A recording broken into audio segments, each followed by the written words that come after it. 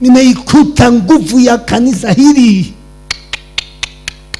Jamani, niseme ukweli, kama kanisa lingekuwa na hali hii, mimi nisingeokoka.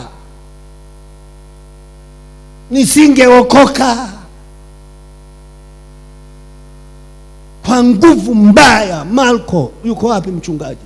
Na kushukuru, naelewa vizuri wewe. Hivi yule mzee Magembe yule, ungemshawishi kwa nguvu hii? Na kilichomshawishi mzee yule, si unaelewa? Ni Mungu wa mimi. Amepita Iringa mwaka 1982 kuja kuniona. Ilikuwa kila tukikutana na baba yangu vitu vyake vinaharibika kwa miaka. Ilikuwa ni mashindano. Asante baba. Mchungaji Masunga yuko hapa, anaweza kawaambia alichoma pembe ya baba yangu huyu hapa. Mambo mengine huko hatuna habari, lakini ile kuchoma ile, yuko hapa baba. Njoo useme huyu ndiye aliyechoma uchawi wa baba yangu. Huenda Mungu amekuleta kwa ajili ya hili. Huyu hapa jamani, alichoma uchawi wa baba yangu mimi. Huyu hapa, huyu mzee hauchomeki. Saa 12 aliingia nyumbani. Hebu sema mama. Tulikuwa na mkutano mkuu Dar es Salaam. Mchungaji Magembe akaniita kwenda nyumbani kwake, akaomba nimpe sala ya toba baba yake. Nikampa sala ya toba nyumbani kwake. Alipokaa akaamua kuja nyumbani, akasema nina vitu nataka nikukabidhi. Nikaenda, tulikuwa na mchungaji jirani, mchungaji wa Nyarugusu. Tukaenda pale, ilikuwa saa 8. Kwanza akasita sana kutupa, akawa anatuangalia, na yule mzee alikuwa na hekima sana. Atuangalia, alafu baadaye akakusanya vitu vyote, tukachoma maboksi ya kienyeji makubwa, yenyewe yakateketea kama kawaida. Baadaye akasema ngoja niwakabidhi kitu kingine. Akatukabidhi pembe ambayo tulianza kuichoma saa 9. Tulikuwa tunachoma ile pembe, ukiichoma inaungua kama vile mshumaa, inaungua inabaki, inakuwa inajichubua, unachoma inaungua inabaki. Yaani tunachoma tena. Tulichoma toka saa 9 mpaka saa 11:30. Baadaye ile pembe cha mwisho kikapasuka kama bomu. Kilipopasuka pale, akapiga kelele akasema nimeacha uchawi.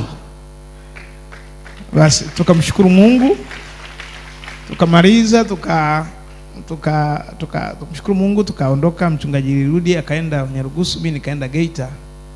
Asubuhi nilikuwa nimeenda na pikipiki. Asubuhi saa 12 naamka nyumbani kwangu, namkuta yuko ameshafika pale yule mzee. Na ni kilomita 30 kutoka pale. Ananiuliza, kijana wangu upo? Akasema nipo. Jana ulifika salama? Akasema nilifika salama. Wala ukupata tatizo hata kupata kichochote? Akasema nilifika salama kabisa, vizuri kabisa. Umelala salama na mke wako? Basi kijana wangu, Mungu wako huyu ni mkubwa, usimwache. Ndicho alichoniambia yule mzee. Nikamuuliza kwa nini? Akasema hakuna mtu aliyewahi kucheza na pembe hii akaishi. Nilikuwa nawaona jana kwamba mchokeo mkifanya, nilikuwa najua kwamba nimewapoteza, hamtaishi. Kwa hiyo niona nije kwanza kwako wewe, ni wakati huo nilikuwa mwangalizi, nije kwako mwangalizi. Kama kweli umeweza kuchezea hiyo pembe, na hiyo pembe nilikuwa natumia kwenda nayo Sumbawanga, Tanga, na ndio ilikuwa usafiri wake. Kila kitu. Mtu aliyeichezea alikufa, hata kuigusa vibaya alikufa, kwa maelezo yale mzee. Asante. Sasa mimi ndio nimelelewa humo. Na alikuwa naitwa Mwanaruzuba. Mwanaruzuba, mnaelewa Wasukuma eh? Ukienda Usukumani, wa kwanza anayeongoza anavuma Mwanamarundi. Umewahi kumsikia eh? Kutoka Mwanamarundi Ruzuba. Kutoka Ruzuba baba yangu.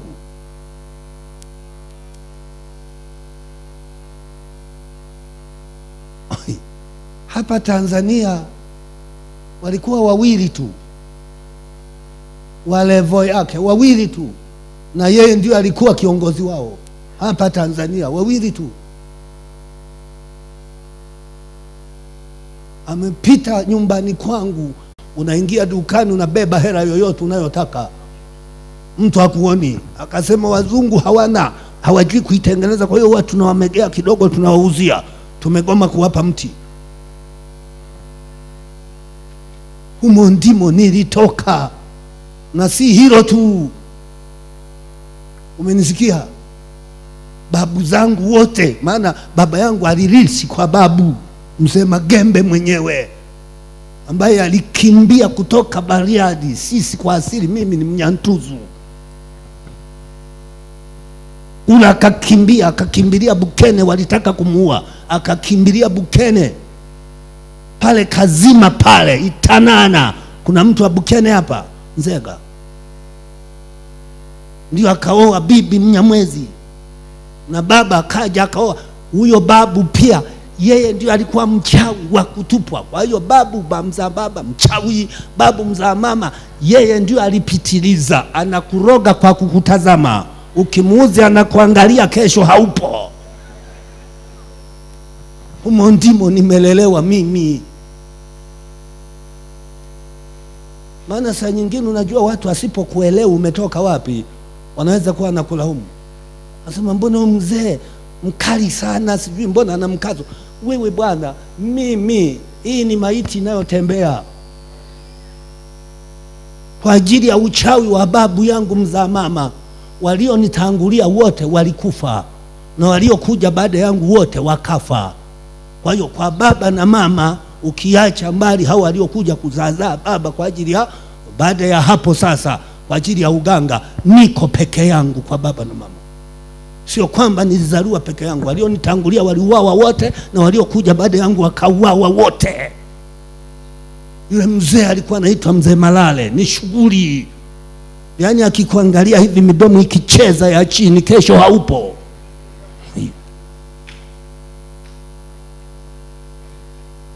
Nimelelewa humo.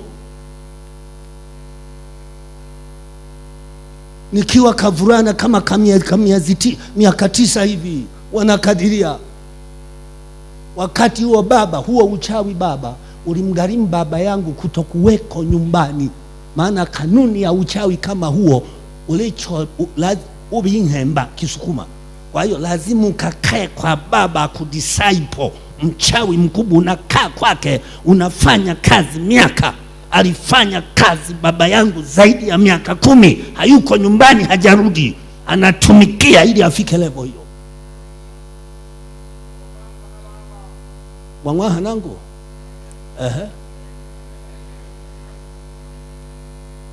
waya ametumikia miaka hiyo yote, hayupo. Niko na mama.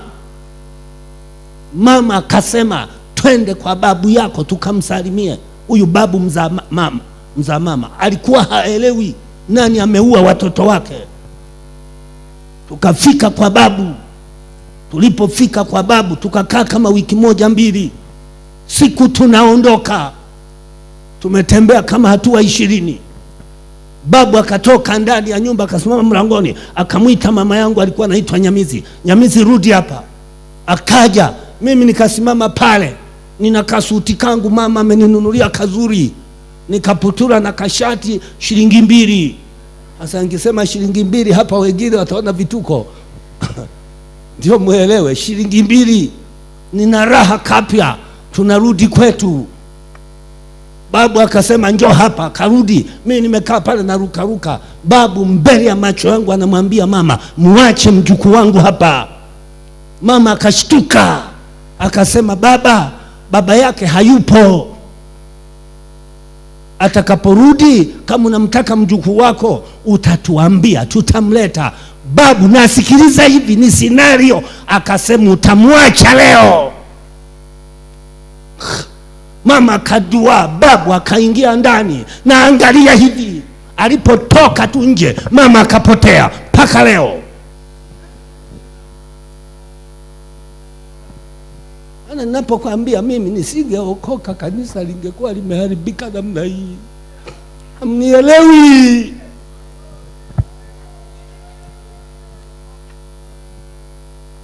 Akatoweka mama, nikakaa na mchawi, nikatumikia uchawi mimi na kuroga.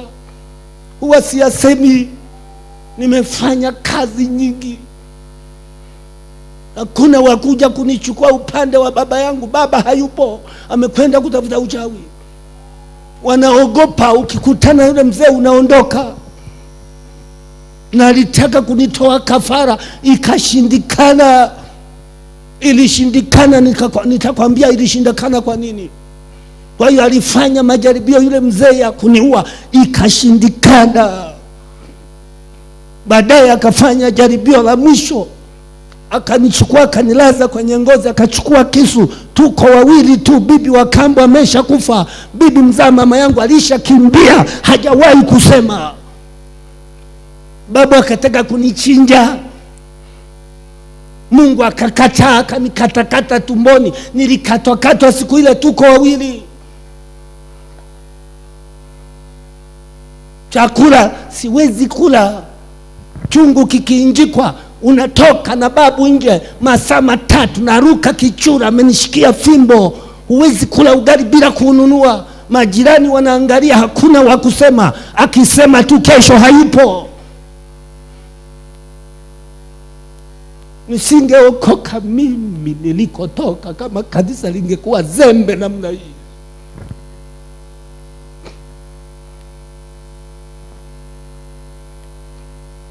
Basunga, nisingeokoka bibi. Ulikuwa mbaya ule uchawi wa babu kuliko wa baba yangu.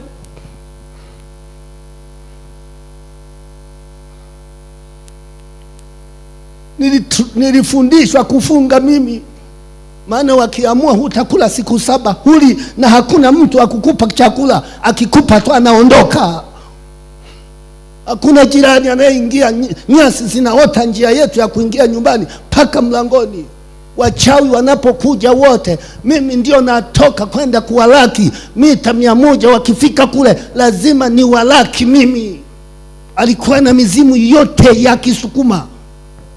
Wasukuma hapa mnaelewa, Mabuswezi, Migabo, Makashindie, Make, Makurwa na Doto, yote mizimu yote ya Wasukuma alikuwa nao. Na Maswezi, yale Mauswezi ndio mabaya. Yani anaingizwa ndani mtu, akisha kutoka ananena kwa lugha ya kawaida inapotea. Ni mzimu ambao wanaongea lugha, wanaelewana wenyewe, mpaka tena aje aingizwe ndani, iondolewe ile. Na laki hao watu mimi. Singeokoka Basunga mimi na kanisa zembe.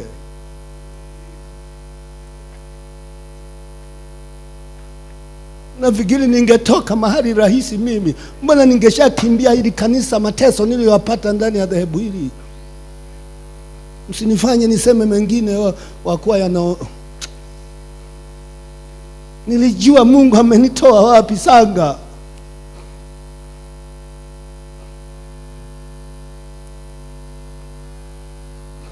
Ilikuwa mbaya. Baada ya bibi kufa, hatukuwa na mahali pa kuishi. Yani kila siku tunazunguka kwenye wahemba wanafunzi wake. Tumelala nyumba zaidi ya 100. Yani leo mnaondoka, mnafika mahali anaugua, alafu naondoka. Saa nyingine unafuata tu na watu. Tulikuwa na tukondoo tuchache nazunguka nako. Nimezunguka na vikondoo vile miaka na miaka. Unakuta saa nyingine huko porini, umenisikia, unaambiwa babu yako ameshahama hapa, unahamia huko porini, unahamia mahali pengine, unaingia kwa watu usio wajua. Hii ni maiti inayotembea. My life was finished. Imebaki Mungu wangu. Ndio maana nimwambia shetani, I will never kneel to the devil to the last drop of my blood. Sitampigia goti shetani mpaka tone la mwisho la damu yangu.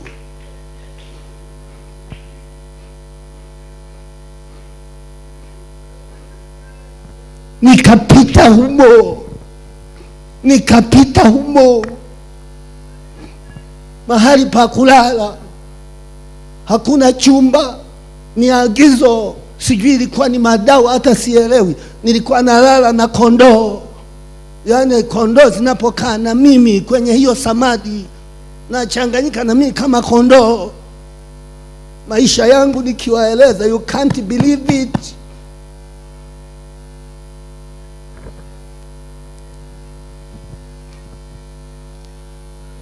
Mungu tu hata kunibakizia akili ya shuleni is a miracle.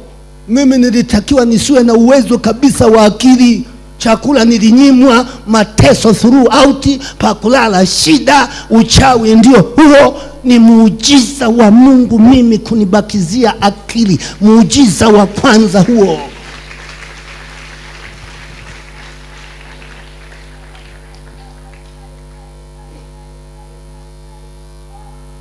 Nakumbuka lilikuwa ni jaribio la mwisho, nikaumwa kichwa ambacho sijawahi kuumwa, nikapoteza fahamu.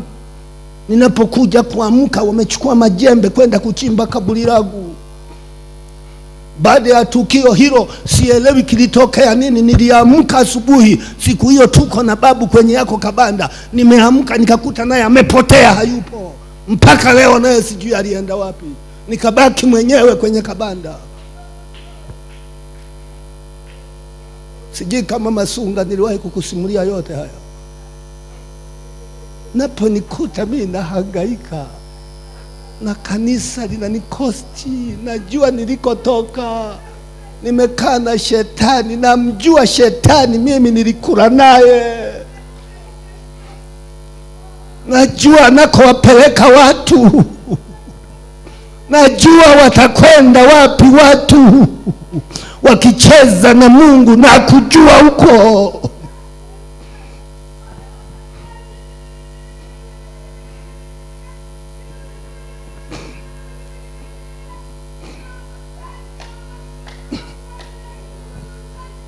Nikabaki pale mwenyewe. Ilipita siku nyingi, wanaogopa kuuliza, lakini mateso hayo yaliniandaa kwa ajili ya kazi ya wito ambao nimekuja kuitwa. Nimeitwa wito mgumu, wito wa kutukanwa, wito wa kukataliwa, wito wa kuchambwa. Nisingesimama kama Mungu asingeniandaa, nisingesimama.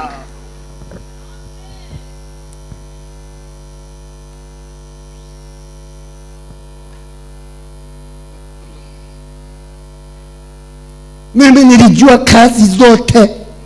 Nilijua miaka ile, mama unaelewa, hakuna mashine za kusaga, ni kukoboa mahindi kwenye kinu. Nilikuwa nakoboa mimi mahindi, najaza debe, unaloweka, naloweka siku 3, natoa, halafu naanza kutwanga unga na chekecho. Hata leo nikiishika napiga chekeche kuliko mwanamke, mpaka najaza chenga zinazobaki. Mama unakumbuka tulikuwa na mawe, naenda kwenye jiwe, napiga magoti, naanza kusaga mpaka unga upatikane. Nimeishi maisha hayo mimi.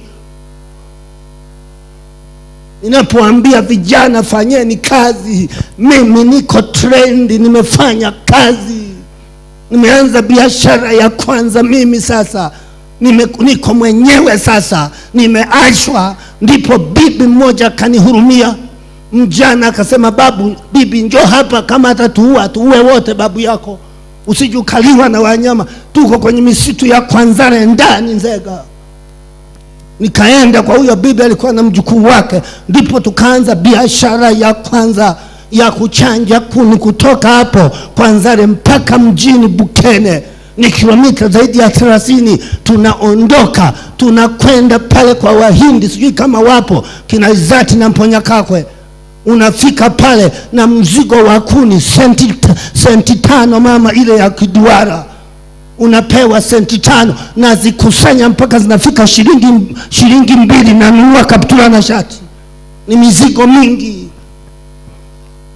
na unabebu, unakuta banyanyi ni hatari, anaziangalia kuni, akiukuti imepinda, toa hiyo, unaweka pembeni. Akikuti na magamba mpaka utengeneze, utafikiri miko hii, weka pembeni. Ikikuta ina fundo kidogo, toa hiyo. Yani unatoa tu. Msicheze na maisha. Waliposikia mtoto ameachwa, hajulikani na babu yake ameenda wapi, ndipo sasa mzee Magembe babu yangu kutoka Kahama akasafiri siku 3 kwa mguu kuja Bukene. Hakuna magari miaka ile. Napo nikategewa. Hapo ndipo nilianza kuona Mungu. Akafungiwa ndani, kijiji kizima kinamuogopa mzee yule, watanitoaje? Kwa hiyo kijiji kizima kilikusanyika, wakasema tumfanyeje? Kukaa naye hatuelewi babu yake yuko wapi, kumtoa hatuelewi kama huyu ni wa kweli au mwizi. Ili kuhakikisha huyu ni mwenyewe, mfungieni yule babu kule. Wakamfungia, tumsubiri mtoto akiingia akimtaja jina lake, mpeni. Mtihani mgumu. Nilipoingia wakaniuliza nani huyu, nikasema huyu babu yangu. Naongea tu bila mimi hata kuelewa. Wakapiga makofi, mpeni aende. Ndipo nikaondoka. Tunafika njiani, naye kwa babu naye ni mganga vile vile, tukafika kwa mtu mmoja mwanafunzi wake. Miaka ile huyo bwana huyo alikuwa na mtoto anasoma chuo kikuu cha Dar es Salaam sheria, akiwa mwaka wangapi? wa 3. Ndiye aliyenifanya mimi nisome. Nisingesoma bila huyo mtu, maana nimechunga ng'ombe, nimewinda, nimefanya biashara, nimesoma mimi nikiwa mtu mzima. Yule bwana sijui maongozi ya Mungu alikuwa ananiandaa. Akaingia ndani. Yule bwana alipoingia akatoka na daftari na kalamu. Kwa mara ya kwanza mimi naona daftari, sijawahi kuona. Ni mizizi, ni pembe, ni nini. Agenda ni kuua mtu, ndio agenda safi tutakayojadili. Usiniletee agenda nyingine miaka ile.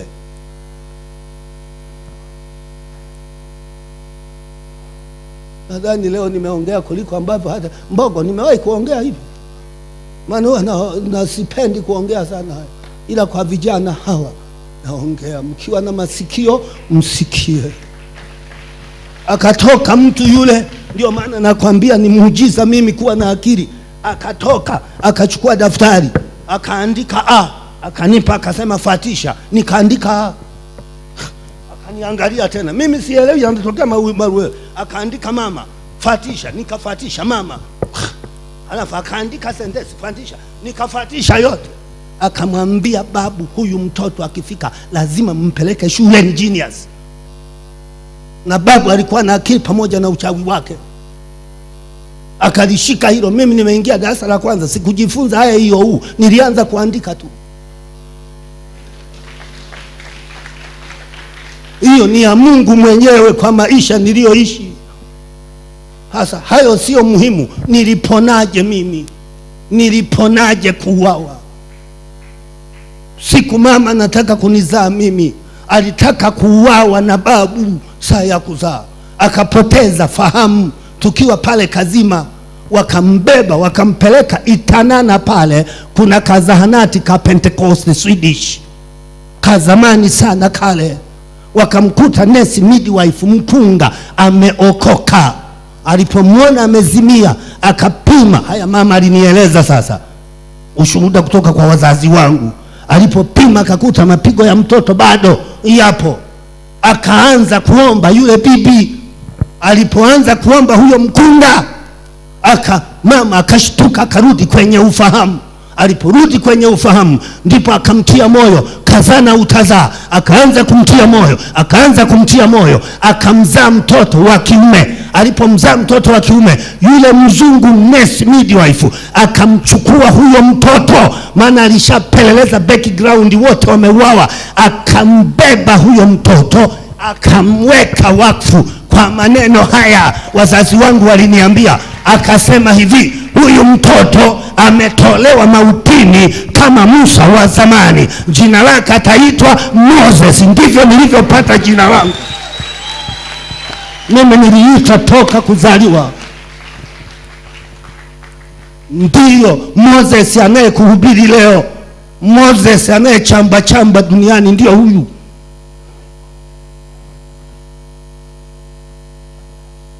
Nataka kukuambia nini? Nataka kukuambia ya kwamba Mungu ana mpango na wewe. Mungu ana mpango na wewe. Mungu ana mpango na wewe.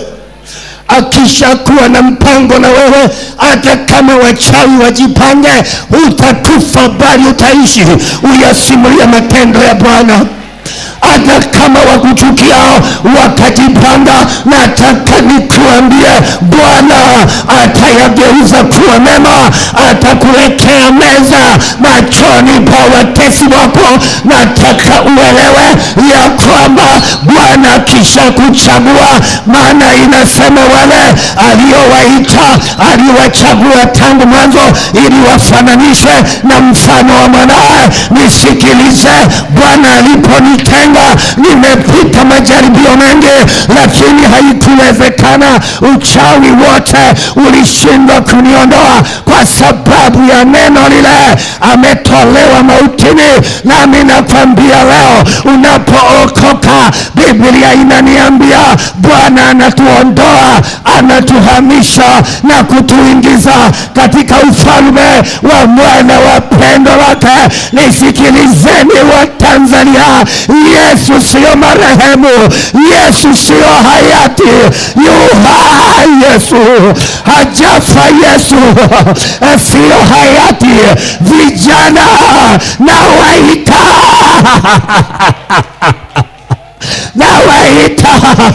vijana wa TAG, na waita kwa Yesu, na waita kwa Yesu. Bwana amekuchagua, Bwana amewaita. Hakuna aliyechaguliwa na Bwana. Nataka nikwambie, adui wajapojipanga watakuja kwa njia moja, watatoka kwa njia saba. Nimeyaona hayo katika maisha yangu. Nataka nikwambie leo, simama na Yesu, asimama na Yesu, simameni na Yesu. Wasichana, simameni na Yesu, simameni na Yesu. Uchawi ule ulishindwa kuniondoa kwa sababu ya maneno ya mzungu mmoja kutoka Sweden. Nataka nikwambie, Yesu ayupa, Yesu ayupa, Yesu ayupa. Na katika uamsho, Bwana anatafuta mtu jioni ya leo. Bwana anatafuta mtu, ndio maana nalia, wako wapi vijana? Tuwakabidhi kijiti. Mbona vijana hawaonekani?